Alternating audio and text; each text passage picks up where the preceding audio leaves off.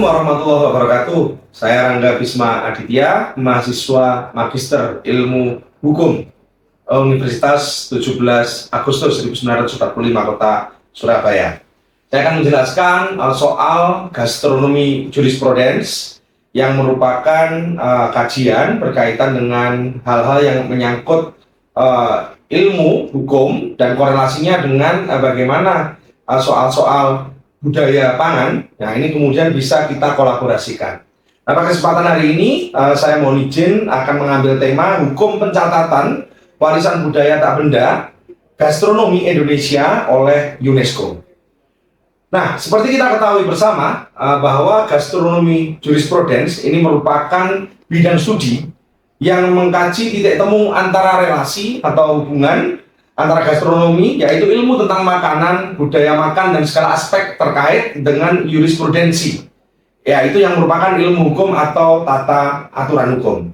Intinya, cabang ilmu ini melihat bagaimana kemudian kerangka hukum dan sistem peradilan mengatur, membentuk, dan saling mempengaruhi oleh cara manusia memproduksi, mendistribusi, mengkaji, serta mengkonsumsi makanan dalam konteks relasi, regulasi, pengaturan sosial budaya. Jadi kalau kemudian melihat definisinya, soal gastronomi jurisprudence tadi yang kemudian sudah kami jelaskan di awal, ini merelasikan antara dua ilmu pengetahuan yang kemudian saling terkait antara satu dengan yang lain, yang mana saling mendukung juga satu dengan yang lain, yaitu ilmu tentang makanan, budaya makan, dan segala aspek yang kemudian terkait dengan jurisprudensi atau ilmu hukum atau tata kelola hukum. Nah, Bapak sekalian, cabang ilmu hukum gastronomi jurisprudensi ada banyak, ada bermacam-macam. Yang pertama adalah soal hukum pangan. Jadi bagaimana kemudian kita bicara soal kedaulatan pangan, swasembada pangan, ini menjadi salah satu cabang dari ilmu hukum dari gastronomi jurisprudensi. Yang kedua adalah hukum hak atas kekayaan intelektual pangan. Jadi bagaimana kemudian makanan yang ada ini secara geokultur, secara geografi ini kemudian bisa dikorelasikan antara hubungannya, relasinya dengan bagaimana kemudian hukum memproteksi soal-soal yang berkaitan dengan hak atas kekayaan intelektual tersebut. Yang selanjutnya adalah hukum perdagangan dan ekonomi pangan. Dalam soal ini bagaimana kemudian ekonomi dari soal makanan itu kemudian harus diproteksi juga oleh hukum atau regulasi yang kemudian menyangkut tentang perdagangan dan juga bagaimana ekonomi pangan itu kemudian diproteksi atau diatur atau kemudian diproyeksikan. Yang selanjutnya adalah hukum kebijakan pertanian dan lingkungan. Ini juga menjadi hal yang menarik antara bagaimana kemudian soal-soal pangan, soal-soal makanan ini ditata kelolakan menurut pertanian dan ilmu lingkungan. Nah, sementara soal yang berkaitan dengan yang kelima adalah hukum adat dan kebudayaan pangan. Nah, ini juga menjadi salah satu kajian dari gastronomi jurisprudence yang mana kemudian dalam soal-soal mengidentifikasi makanan ini harus dikorelasikan dengan ruang-ruang yang berkaitan dengan hukum adat dan hukum budaya. Yang selanjutnya adalah hukum etika dan juga hukum keadilan pangan, yaitu yang menyangkut tentang bagaimana kemudian tata kelola makanan atau jurisprudence atau pengelolaan hukumnya ini kemudian bisa dibantu, dibedah, dideskripsikan melalui hukum etika dan keadilan pangan. Yang selanjutnya kami juga akan menjelaskan berkaitan dengan studi kasus gastronomi jurisprudence yang memang akan kami ambil temanya, yaitu tentang pencatatan kekayaan intelektual makanan berdasarkan hukum internasional UNESCO. Nah, kalau kemudian mengkaji dari cabang ilmu hukum tadi, ada dua ilmu hukum yang kemudian kita bisa masukkan di sini, yaitu hukum berkaitan dengan bagaimana hak atas kekayaan intelektual itu diciptakan terhadap produk pangannya, dan yang kedua adalah kaitan dengan soal hukum adat dan hukum budaya yang kemudian dilindungi oleh kajian-kajian dari gastronomi jurisprudence yang akan kita ambil sebagai penjelasan pada hari ini terkait dengan pencatatan kekayaan intelektual makanan berdasarkan hukum internasional UNESCO. Jadi dalam studi kasus ini dalam rangka menginventarisir warisan budaya tak benda di dunia, UNESCO melalui konvensi ya tentang perlindungan warisan budaya tak benda atau Intangible Cultural Heritage pada tanggal 2023, mohon izin dalam tahun 2003 menggariskan dasar hukum untuk melindungi praktik representasi, ekspresi, pengetahuan dan keterampilan yang diwariskan dari generasi ke generasi yang tumbuh di masyarakat. Jadi baru di tahun 2003 pencatatan UNESCO berkaitan dengan soal bagaimana kekayaan intelektual khususnya dalam hal makanan, karena kajian gastronomi jurisprudensi yang akan kami ambil ini tidak terlepas dari bagaimana kemudian makanan yang ada, pangan yang ada, ini kemudian regulasi hukumnya ini kita bisa bedah. Dan kebetulan kami tadi di awal mengambil tema bagaimana hukum kekayaan intelektual dan juga soal hukum adat dan budaya ini memproteksi ruang-ruang itu, sehingga posisinya hari ini kita menjelaskan tentang inventarisir warisan budaya dunia yang dimulai UNESCO sejak tahun 2003 tersebut. Nah, termasuk juga dalam beberapa pencatatan, misalkan saja yang tercatat seperti di dalam beberapa reviewnya, yaitu jamuan gastronomi Prancis yang sudah terinventarisasi sebagai warisan budaya tak benda UNESCO di tahun 2010. Lalu ada diet Mediterania. Jadi diet Mediterania ini adalah merupakan cara untuk kemudian kita bisa mengatur tata kelola untuk soal bagaimana kemudian kita mengkonsumsi sebuah makanan.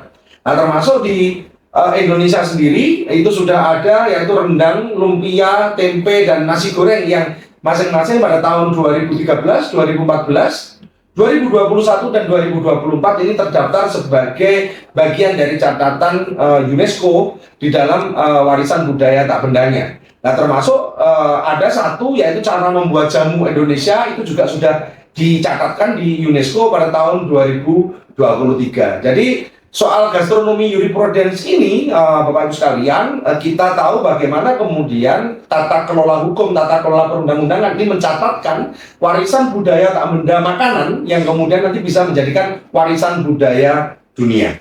Nah, apa urgensinya? Apa kepentingannya? Apa tujuannya? Tentunya urgensitas pencatatan makanan sebagai warisan budaya tak benda dunia secara garis besar memiliki unsur-unsur soal hukum yang kemudian harus kita dasarkan di dalam proses urgensinya. Contoh misalkan soal perlindungan ketahanan pangan dan pencegahan kepunahan makanan sebagai kebutuhan dasar manusia. Jadi kita tahu bersama-sama soal bagaimana kemudian perlindungan ketahanan pangan masing-masing negara satu dengan yang lainnya, ini caranya itu kemudian berbeda antara satu negara dengan negara yang lain. Karena kebutuhan dasar manusia yang paling dasar adalah makanan. Ketika orang yang mau hidup itu perlu makan, orang makan harus kerja, orang tidak bekerja tidak bisa makan, dan orang tidak bisa makan pasti mati. Inilah hal yang paling hakiki dari unsur urgensitas pencatatan menurut kajian dari hukum. Yang kedua adalah penguatan makanan sebagai identitas dan jati diri sebuah bangsa dan negara. Bagaimana kemudian identitas, bagaimana jati diri sebuah bangsa dan juga masyarakat, terutama dalam soal tata negara, dalam tata peraturan perundang-undangan negara, penguatan makanan ini sebagai identitas itu jadi sangat penting. Nah, hukum ini kemudian memproteksi soal-soal identitas dan jati diri tersebut sebagai sebuah domain untuk kemudian mempertahankan proses kedaulatan sebuah negara. Nah, sementara yang ketiga adalah dokumentasi inventarisasi untuk melestarikan makanan dunia untuk generasi selanjutnya. Jadi bahwa kemudian kita harus mempersiapkan generasi-generasi setelah kita, generasi selanjutnya setelah kita, untuk bagaimana kemudian hal-hal yang ada sekarang kita dokumentasikan, kita inventarisir, untuk kita lestarikan. Agar anak cucu kita, para generasi lanjut kita, ini masih tetap kemudian mengenal bagaimana kemudian makanan-makanan yang dimakan oleh generasi sebelumnya, sehingga tercipta dan terjadi entitas masyarakat di era yang sekarang. Yang keempat adalah pengakuan internasional agar tidak ada sengketa atau perselisihan dengan negara lain. Jadi kita tahu bahwa misalkan kuliner antara satu negara dengan negara yang lain, seperti di Singapura dan Malaysia ini sangat kental sekali ciri khasnya. Bahkan di tahun 2018 sempat kemudian berkonflik pada saat kemudian proses ada pencatatan pengakuan makanan yang kemudian didaftarkan oleh Singapura. Namun untuk menghindari itu, pencatatan menjadi satu hal yang penting untuk kemudian mengakhiri sengketa dan klaim terhadap proses makanan yang kemudian ada. Nah, sementara yang kelima adalah bagaimana kemudian urgensitas pencatatan makanan sebagai warisan budaya tak benda dunia menurut kajian hukum adalah pembangunan tata kelola pangan berkelanjutan dan ekonomi kreatif pangan. Jadi tidak hanya serta-merta bagaimana kemudian makanan ini tercatat sebagai bagian dari dokumen-dokumen pelestarian yang kemudian harus diinventarisir melalui produk hukum, tapi juga bagaimana kemudian pembangunan tata kelola pangan ini juga bisa dipengaruhi oleh soal gastronomi jurisprudens yang kemudian tercatat di dalam warisan budaya tak benda dunia UNESCO. Nah, sementara urgensitas jurisprudensi pencatatan makanan sebagai warisan budaya tak benda oleh UNESCO ini tercatat ada 4. Jadi dari kajian tadi yang awal dari kajian hukum, kami ingin menjelaskan soal bagaimana urgensitas jurisprudensinya, urgensitas tata kelola hukumnya. Yaitu yang pertama adalah soal pencatatan makanan sebagai warisan budaya tak benda UNESCO ini merupakan penerapan dari teori kepastian hukum. Bahwa dokumen-dokumen yang sudah terinventaris tadi itu kemudian secara posisi, secara garis besar itu kemudian menjadi bagian dari kepastian hukum bahwa makanan-makanan tadi itu menjadi milik wilayah atau daerah mana. Karena dokumen-dokumen tersebut merupakan dokumen-dokumen yang tidak bisa dipisahkan karena diatur lewat beberapa regulasi hukum yang setelah ini akan kami kemudian juga jelaskan. Yang kedua, berkaitan dengan urgensitas jurisprudensinya adalah penerapan hukum internasional. Jadi bagaimana kemudian hukum internasional yang kemudian hari ini dicanangkan oleh UNESCO ini diratifikasi oleh beberapa negara. Sehingga dalam proses ratifikasi tersebut, hukum internasional juga berlaku di dalam proses pencatatan makanan sebagai warisan budaya tak benda yang dilakukan oleh UNESCO. Yang ketiga, Bapak Ibu sekalian, adalah penerapan prinsip hukum kedaulatan negara. Jadi bagaimana kemudian negara bisa berdaulat, bagaimana kemudian konteks-konteks identitas dari sebuah negara, ini kemudian penerapan prinsipnya tergambar di dalam pencatatan makanan sebagai warisan budaya tak benda oleh UNESCO. Dan yang keempat adalah penerapan prinsip partisipasi publik dalam pencatatannya. Kenapa partisipasi publik? Karena ruang-ruang hukum ini kemudian tidak boleh dilepaskan dari ruang-ruang partisipasi publik. Hukum yang tumbuh dari hal-hal di luar partisipasi publik tidak akan kemudian bisa diterapkan di masyarakat. Nah, Bapak Ibu sekalian, kriteria pencatatan warisan budaya tak benda ini ada 5. Yang pertama adalah merupakan pengetahuan dan praktik terkait dengan alam semesta, termasuk tentang bahan pangan lokal. Ini perlu kemudian diproteksi secara regulasi, secara hukum melalui gastronomi jurisprudens tentunya. Yang kedua adalah mencerminkan adat kebiasaan komunitas dari masyarakat. Nah, kriteria ini juga perlu untuk kemudian didokumentasikan sebagai sebuah variabel yang kemudian menjadi pelengkap terhadap posisi pencatatan, yang mana kemudian variabel-variabel tersebut tentunya akan dituangkan di dalam dokumen naskah hukum yang kemudian menjadi prasyarat yang diberlakukan oleh UNESCO dalam pencatatan ini. Kriteria pencatatan warisan budaya tak benda yang ketiga adalah memiliki nilai budaya yang kuat dan memperkuat jati diri sebuah bangsa dan negara. Jadi tentunya harus ada value-nya, makanya proteksinya adalah bagaimana penerapan atau implementasi dari hukum adat dan juga hukum yang berkaitan dengan pengaturan kebudayaan ini bisa istilahnya diperkuat, ya, sekali lagi diperkuat di dalam kriteria pencatatan warisan budaya tak benda. Yang selanjutnya merupakan tradisi hidup yang diwariskan secara turun-temurun. Nah, tentunya tidak semua hal yang kemudian secara utuh, ya, itu kemudian wajib dicatat. Karena apa? Secara turun-temurun ini menjadi salah satu kunci karena ini adalah bicara soal warisan.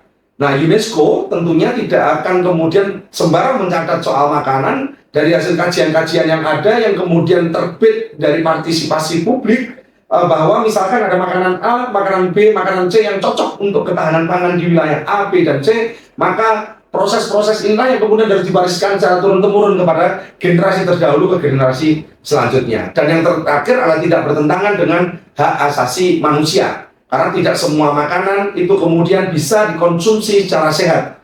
Contoh misalkan di Sulawesi Utara itu ada pasar ekstrim yang menjual makanan-makanan dari hewan-hewan yang liar, yang memang secara prinsip ketika itu dikonsumsi itu juga bisa bertentangan terhadap sumber hak asasi manusia.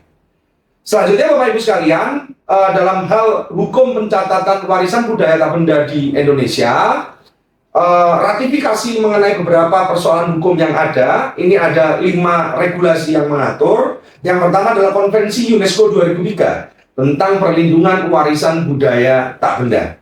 Yang selanjutnya adalah Perpres nomor 78 tahun 2007 tentang ratifikasi Konvensi UNESCO tahun 2003. Yang ketiga adalah Peraturan Menteri Pendidikan dan Kebudayaan Republik Indonesia nomor 106 tahun 2013 tentang warisan budaya tak benda Indonesia. Yang keempat Undang-Undang nomor 28 tahun 2014 tentang hak cipta. Yang kelima adalah Undang-Undang nomor 5 tahun 2017 tentang pemajuan kebudayaan. Jadi Bapak Ibu sudah ada 5 regulasi yang mengatur soal pencatatan warisan budaya tak benda.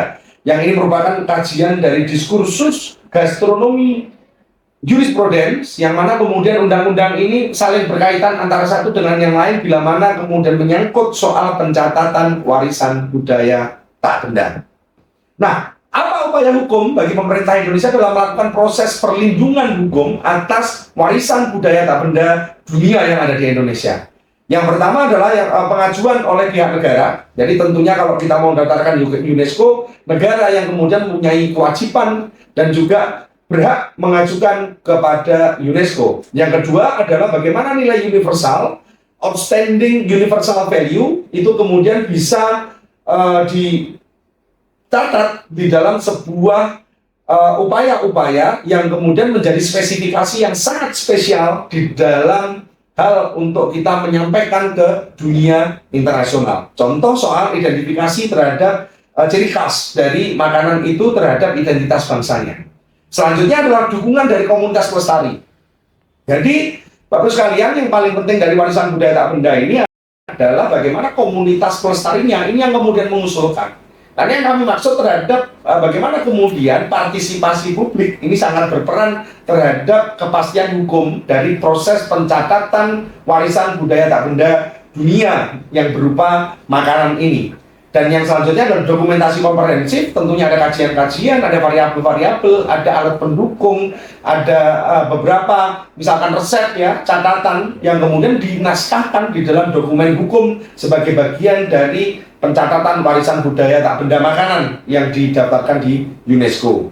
Lalu rencana perlindungan dan pelestarian itu yang kelima. Jadi prospek untuk perencanaan perlindungannya seperti apa? Jadi misalkan kemudian soal tempe, soal jamu di Indonesia. Bagaimana tata cara memasaknya? Itu kemudian turut dilakukan proses rencana perlindungan dan pelestariannya.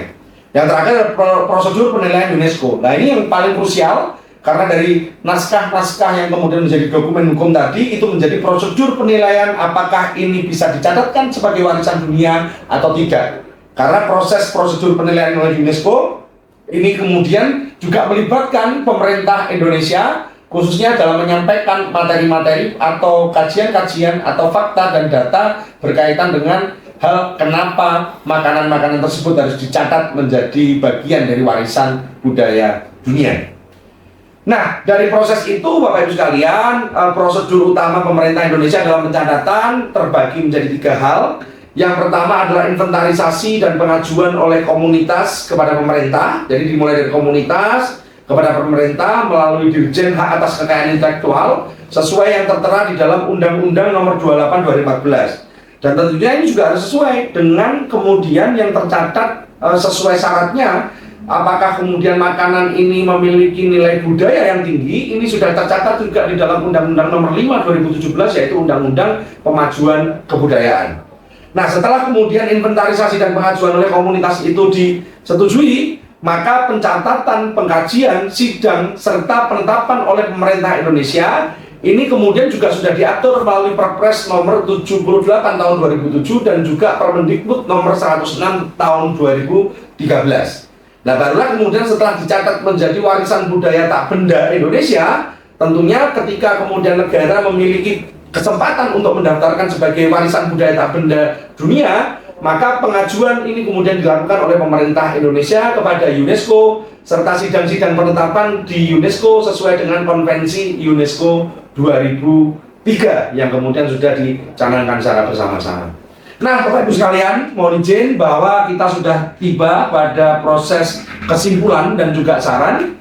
Jadi kalau kemudian kita merujuk pada proses kesimpulan dan saran, tentunya ini tidak bisa kita lepaskan bahwa masih banyak makanan dan budaya pengelolaan makanan di Indonesia yang belum tercatat, terdokumentasikan sebagai warisan budaya tak benda UNESCO.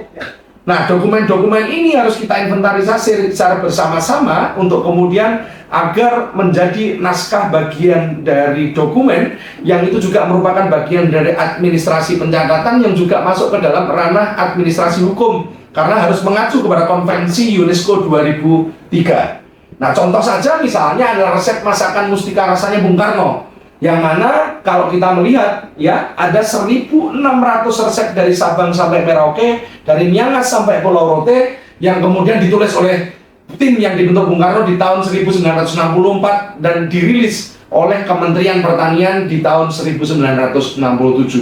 Nah, bagaimana dahsyatnya ada catatan resep ini yang kemudian bila mana dinaskahkan, didokumentasikan sesuai dengan ketentuan perundang-undangan yang diatur melalui konvensi UNESCO dan juga melalui perpres kaitan dengan ratifikasi perjanjian UNESCO, termasuk juga bagaimana lewat undang-undang hak cipta dan undang-undang kemajuan kebudayaan, maka tidak menutup kemungkinan Indonesia resep-resep makanan yang berupa 1.600 ini akan menjadi warisan dunia yang bisa membawa nama Indonesia jauh lebih membanggakan pada soal-soal ketahanan dan soal sepada pangan. Nah, Bapak Ibu sekalian, kesimpulan yang kedua adalah pentingnya hukum. Sekali lagi adalah pentingnya hukum untuk melindungi gastronomi Indonesia yang hanya tidak sekedar memperkenalkan dan melestarikan kekayaan makanan Indonesia sebagai salah satu bagian dari peradaban dunia.